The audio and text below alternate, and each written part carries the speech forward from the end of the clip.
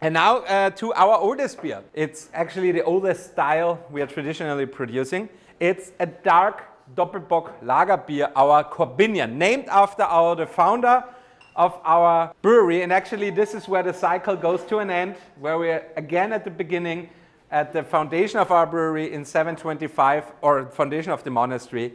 The doppelbocks, the Korbinian, as a doppelbock, were the typical beers the Catholic monks brewed in their breweries in the time of Lent.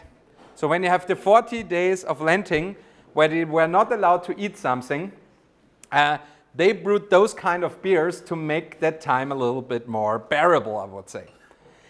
Because those beers, they were not just high in alcohol, but as you can taste it, very sweet, very rich, and they had, of course, a lot of calories, yeah? Because there's still a lot of malt sugars in it, and it just helped them to gain the calories for those 40 days where they're not allowed to eat solid food.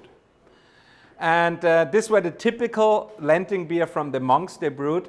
And of course, that recipe is not an original recipe we have done as it was still monastery brewery. It's adapted, of course, but the style and the idea of making those beers, they are very, very traditional. And that's why it is our oldest beer we have. And this is a typical, what we also say, like winter beer, or like a beer for the cold days. The smell also has this slightly roasty, but chocolate and caramel smells.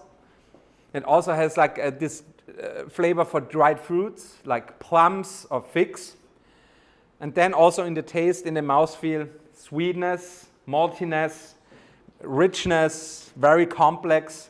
And it has 7.2% alcohol, so it's also very alcohol strong.